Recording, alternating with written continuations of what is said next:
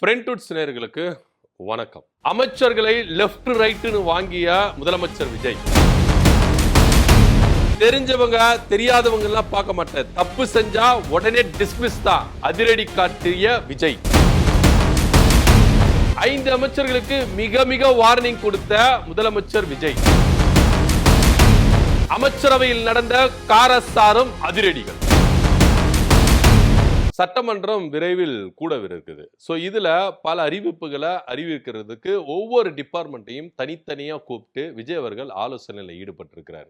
ஏன்னா ஒவ்வொரு துறையிலையும் என்னென்ன விஷயங்கள் அறிவிக்கணும், எவ்வளோ நிதி ஒதுக்கணும் போன்ற விஷயங்களை விஜய் அவர்கள் தனித்தனியாக ஒவ்வொரு துறை சார்ந்த அமைச்சர்களையும் செயலாளர்களையும் கூப்பிட்டு தனித்தனியாக என்ன பண்ணார், டிஸ்கஷனில் ஈடுபட்டார். இதில் மகளிர் உரிமை தொகை எப்போ வரும் அப்படின்றது தான் பிரதானமான ஒரு எதிர்பார்ப்பாக இருக்குது. பொதுவாக எல்லாரும் என்ன சொல்கிறாங்க அப்படின்னா, முக ஸ்டாலின் வந்த உடனேமா மகளிர் உரிமை தொகை எடுத்தோடனேமா கொடுத்துட்டாரு, அவரு 2 வருஷம் வெயிட் பண்ணிக்கலையா அப்படின்ற ரேஞ்சுக்கு அவங்க என்ன பண்ணுறாங்க சொல்கிறாங்க. ஆக்சுவலாக முக ஸ்டாலின் அவர்கள் ஆரம்பிக்கும் பொழுது ஸ்டார்டிங் அதாவது அவர் தான் ஃபர்ஸ்ட் பேஸ் போடுறாரு. பேஸ் போடும் போது ஸ்ட்ராங்காக போடணும். ஏனோதானு போட்டோன்னா நிலைக்காது. இப்போ நீங்கள் மகாராஷ்டிராவில் மகளிர் உரிமை தொகை வந்து என்ன பண்ணியிருக்காங்க, ட்ராப் பண்ணியிருக்கிறாங்க. ஸோ 1 கோடி பேருக்கு ஏதோ என்ன பண்ணியிருக்காங்க, ட்ராப் பண்ணியிருக்கிறாங்க. ஏன்னா அவங்க எடுத்த உடனே என்ன பண்ணிட்டாங்க, ஒரு ஸ்திரமான ஒரு டேட்டா பேஸோடு அவங்க என்ன பண்ணல, ஆரம்பிக்கல. ஏனோதானு ஆரம்பிச்சாங்க. இன்னைக்கு என்ன பண்றாங்க, ஃபில்டர் பண்ணியிருக்கிறாங்க. ஆனா திமுக அப்படி கிடையாது. கொடுக்கிறவங்களுக்கு தகுதி வாய்ந்தவங்களுக்கு போகணும். எல்லாருக்கும் போய் சேர்ந்துட்டா அப்புறம் மற்றவங்களுக்கும் அவங்களுக்கும் என்ன டிஃப்ரெண்ட் அப்படின்ற மாதிரி தான் இருக்கு. ஸோ வறுமை கோட்டு கீழே இருக்கிறவங்களுக்கு, தகுதி வாய்ந்த பெண்களுக்கு இந்த மகளிர் உரிமை தொகை போகணும் அப்படின்னு சொல்லிட்டு தான் திமுக இவ்வளோ காலங்கள் எடுத்துக்கிட்டாங்க. ஸோ டேட்டா பேஸ் அவங்க என்ன பண்ணாங்க, அமைச்சிட்டு போனாங்க.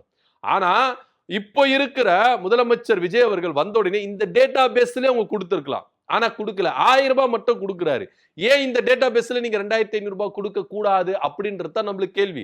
ஆனா இதுல விஜய் அவர்களுக்கு முட்டு கொடுக்கிறவங்க சில பேரு, முக ஸ்டாலின் வந்தோன்னேமா குத்துட்டாரு, இவர் வந்து கொடுக்கணுமா, நான் இது கதை அப்படின்ற ரேஞ்சுக்கு எல்லாரும் என்ன பண்றாங்க, சொல்லிக்கிட்டு வராங்க.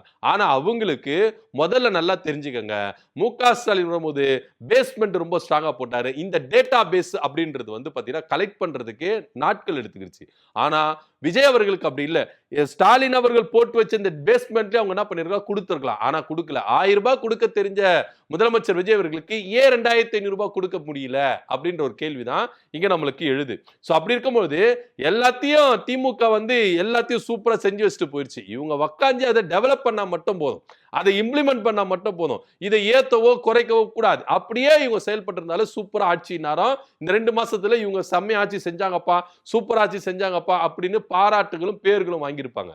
ஆனா சொதப்பினது என்னன்னா, திமுக போட்டு வச்ச சேர்ல நான் உட்காரணுமா, அப்படி ஒண்ணு எனக்கு அவசியம் கிடையாது. நான் வந்து ஒரு புது சேர் செஞ்சுட்டு அதுலதான் நான் உட்காருவேன் அப்படின்னு விஜய் அவர்கள் நினைச்சா ஆட்சி 2 மாசத்துல இப்படிதான் அல்லோல் படம் அப்படின்றது நிதர்சனமான உண்மையா இருக்கு. இதெல்லாம் ஒரு புறம் இருக்கட்டும். சோ விஜய் அவர்கள் தனித்தனியா ஒவ்வொரு டிபார்ட்மெண்ட்டையும் கூப்பிட்டு என்ன பண்ணாரு, ஆலோசனை பண்ணாரு. ஆனா இப்போ அமைச்சரவை கூப்பிட்டு எல்லா அமைச்சர்களையும் லெஃப்ட் ரைட்னு வாங்கியிருக்கிறார். சமீபத்துல அமைச்சர்களுடைய போக்கு சரியே கிடையாது. இன்னும் சொல்ல போனா அமைச்சர்கள் அவங்க இஷ்டத்துக்கு செயல்பட்டு இருக்காங்க. ஒரு அமைச்சர் இப்படி இழுத்து பிடிச்சு போச்சா, இன்னொரு அமைச்சர் இப்படி ஓடுறது, இன்னொரு அமைச்சர் இப்படி போடுறது. சோ எல்லாருமே வந்து பாத்தீங்கன்னா ஒரு ஆர்கனைஸ்குள்ள வந்துட்டாங்களா அப்படின்னா கிடையாது.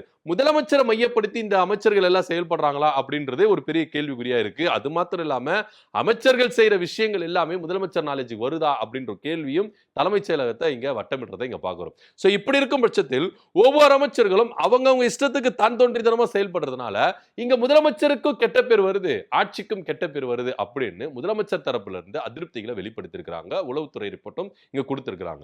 சோ அப்படி இருக்கும் பொழுது எல்லா அமைச்சரை கூப்பிட்டு லெஃப்ட் ரைட்னு வாங்கியிருக்கிறார். அமைச்சர்கள் நீங்க என்ன பண்ணணும், ஒழுங்கா நடந்துக்கங்க. உங்க துறையில எதனா தப்பு நடந்தா, லஞ்சம் நடந்தா, ஊழல் வாங்கினீங்கன்னா உடனே டிஸ்மிஸ் தான். இந்த ஈவியர்க்கெல்லாம் பார்க்க மாட்டேன், தெரிஞ்சவங்க பார்க்க மாட்டேன், தெரியாதவங்க பார்க்க மாட்டேன், இவங்க நம்மளுக்கு ஏத்தவங்கப்பா, இவங்க நம்மளால ஹெல்ப் பண்ணியிருக்கிறாங்கப்பா, அந்த எதுவுமே நான் பார்க்க மாட்டேன். நீங்க ஊழல் பண்ணீங்க, உங்க மேல லஞ்ச புகார் வந்தது, உங்க டிபார்ட்மெண்ட்ல தவறு நடந்தா உடனே அமைச்சரவையிலிருந்து நீக்கம் பலார்னு சொல்லிட்டாரு. சோ இதுக்கப்புறம் நான் வந்து வெயிட் பண்ண மாட்டேன். இந்த 2 மாசத்துல உங்களால ஏகப்பட்ட பிரச்சனைகள் நடந்திருக்கு, ஏகப்பட்ட பிரச்சனைகள் வந்திருக்கு, ஏகப்பட்ட கெட்ட பேர்கள் வந்திருக்கு. எல்லாத்தையும் சமாளிக்க வேண்டிய ஒரு விஷயமா இருக்கு. வெளியில இருக்கிறவங்களை கூட நான் சமாளிச்சிடுறேன், ஆனா நீங்க பண்றதை என்னால சமாளிக்க முடியல அப்படின்னு லெஃப்ட் ரைட் வாங்கி இருக்கிறாரு. போக என்ன பண்ணிருக்கிறாரு, ஆய்வு அந்த முதல்ல பிளாக் பண்ணுங்க, ஸ்டாப் பண்ணுங்க. இந்த ஆய்வு மேற்கொள்றேன், ரீல்ஸ் போடுறேன், இந்த வேலைலாம் வச்சுக்காதீங்க தயவு செய்து. இதை வந்து மூட்டை கட்டிட்டு ஒர்க்ல கான்சன்ட்ரேட் பண்ணுங்க அப்படின்னு சொல்லிட்டு விஜய் அவர்கள் லெஃப்ட் ரைட்னு வாங்கியிருக்காரு. குறிப்பா ஒரு 5 அமைச்சரவைகளை நீக்கம் பண்றதுக்கான வாய்ப்புகள் இருக்கு அப்படின்னு கூட செய்திகள் வருது. ஏன்னா இந்த 5 பேருடைய போக்கும் சரியில்லை, ஒர்க்கும் சரியா பெர்ஃபார்மன்ஸ் பண்ணல. இந்த 2 மாசத்துல இந்த துறையை எந்த அளவுக்கு மக்கள் கிட்ட பிரதிபலிச்சிருக்கிறாங்க, மக்களுக்கு ஏத்த மாதிரி இந்த துறையில இருந்து ஒர்க் நடந்திருக்கா அப்படின்னா அது ஒரு பெரிய கேள்விக்குறியாவே இருக்கு. சோ அதனால அமைச்சரவை விரிவாக்கம் நடக்க போகுது. இந்த அமைச்சரவை விரிவாக்கத்துல இந்த அமைச்சர்களுக்கு ஒரு 5 அமைச்சர்களுக்கு வாய்ப்பு கிடைக்காது அப்படின்னு தான் பார்க்க வேண்டிய ஒரு விஷயமா இருக்கு. சமீபத்துல கூட ராஜ்மோகன் அவர்களும் கீர்த்தனா அவர்களும் செய்த விஷயத்தினால இன்னைக்கு பாஜக கிட்ட சிக்கி அல்லோல் படுது தமிழ்நாடு அரசு அப்படின்னு தான் பார்க்கணும்.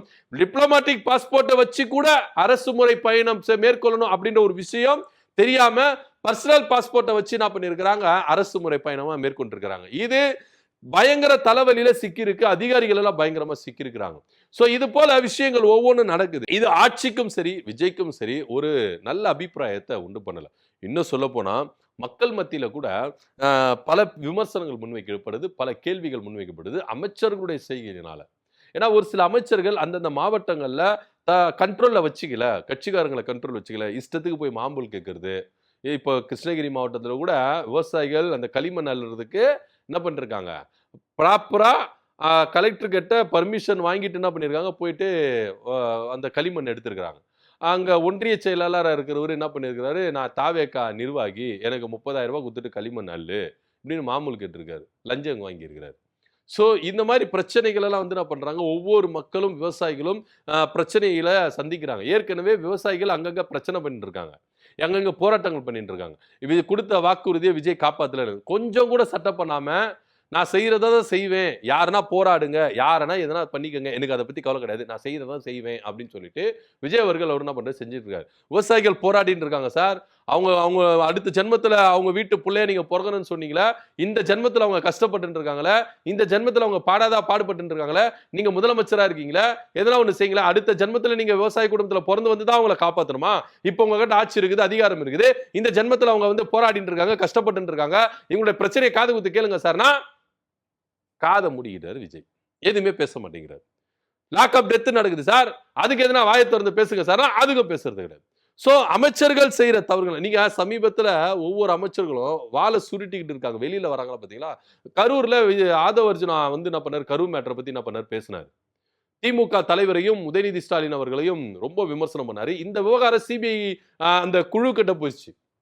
தனிநபர் ஆணையம் இருக்குல்ல, சிபிஐ வந்து கண்காணிக்கணும்னு சொல்லிட்டு ஒரு குழுவை என்ன பண்ணாங்க, நியமிச்சாங்க உச்சநீதிமன்றம். அந்த குழு கிட்ட கம்ப்ளைண்ட் கொடுத்துருக்காங்க. சோ இவர கேஸ்ல இருக்கும்போது இது மாதிரி வந்து பொதுவெளியில எப்படி பேசுறாரு, இது வழக்கு விசாரணையை திசை திருப்புற அளவுக்கு இருக்குதுன்னு சொல்லிட்டு கம்ப்ளைண்ட் கொடுத்தாங்க. சோ விஜய் அவர்கள் லெஃப்ட் ரைட்னு கூப்பிட்டு வாங்கினாரு. சோ எதுக்கு தேவையில்லாம பேசுறீங்க, அவர் அமைதியாயிட்டாரா, இப்ப வெளியே வராரா, கிடையாது. அதே போல நீங்க வந்து பாத்தீங்கன்னா கீர்த்தனா அவர்கள், ரமேஷ் அவர்கள், ஏகப்பட்ட பிரச்சனைகள் வருது. இப்போ பத்திரப்பதிவு துறையிலையும் இந்து சமய அறநிலையத்துறையும் பெரிய ஸ்கேம் நடந்திருக்குன்னு சொல்லிட்டு பொதுவெளியில பேசிக்கிறாங்க. 100 கோடி ரூபாய் ஊழல் நடந்திருக்குங்க, 100 கோடி ரூபாய் சொத்தை 2 கோடி ரூபாய்க்கு ஆட்டையை போட்டுருக்காங்க, இந்த டிபார்ட்மெண்ட் 2 அமைச்சர்கள் என்ன பண்ணிட்டு இருக்காங்க அப்படின்னு சொல்லிட்டு கேள்வி மேல கேள்வி கேட்டு இருக்காங்க.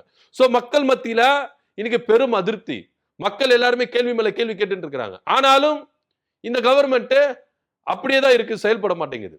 சோ இது எல்லாத்தையும் யோசிச்சு வச்சுதான் விஜய் அவர்கள் என்ன பண்றாருன்னா லெஃப்ட் ரைட்னு வாங்கியிருக்கிறார். இதுக்கப்புறம் இந்த மாதிரி ஒரு பிரச்சனையோ ஒரு குற்றச்சாட்டோ ஒரு டிபார்ட்மெண்ட்ல வரக்கூடாது, அமைச்சர்கள் தான் எல்லாத்துக்கும் பொறுப்பு. நீங்க கரெக்டா இருந்தீங்கன்னா இங்க எல்லாமே கரெக்டா இருக்கும், சிஸ்டம் எல்லாமே கரெக்டா இருக்கும் அப்படின்ற ரேஞ்சுக்கு லெஃப்ட் ரைட் வாங்கி இருக்கிறாரு. சோ இதுக்கப்புறம் வந்து சாஃப்ட் கார்னர்லாம் கிடையாது நம்ம அண்ணன் விஜய் கிட்ட. உடனே வந்து அதிரடி தான். அதாவது தெரிஞ்சவங்க இவங்க வந்து நம்மளுக்கு ஏத்தவங்கப்பா அப்படின்லாம் நான் பார்க்க மாட்டேன். வேண்டாம், உங்க மேல அலிகேஷன் வந்துருச்சா, உங்க மேல குற்றச்சாட்டு வந்துச்சா, தூக்கு அப்படின்ற ரேஞ்சுக்கு நான் தூக்கிடுவேன். அமைச்சரவையில இதுக்கப்புறம் கரார் தான் இருக்கும், ஃபேவரிசம் எல்லாம் பார்க்க மாட்டேன், தடாலடி தான் அப்படின்ற ரேஞ்சுக்கு அமைச்சரவையில லெஃப்ட் ரைட்னு வாங்கி இருக்கிறாரு விஜய் அவர்கள். அது மாத்திரம் இல்லாம எல்லா அமைச்சர்களுக்கும் வார்னிங் கொடுத்திருக்கிறார். இந்த ரீல்ஸ் போடுறது, ஆய்வு நடத்துறது, வீடியோ போடுறது, இதுலெல்லாம் வந்து உங்க ஆட்சியை இது பண்ணாதீங்க, உங்களோட திறமையை காட்டாதீங்க, உங்க டிபார்ட்மெண்ட்ல வேலை செய்ததுல காட்டுங்க அப்படின்னு சொல்லிட்டு விஜய் அவர்கள் ஸ்ட்ரிக்டா ஆர்டர் போட்டிருக்கிறாரு.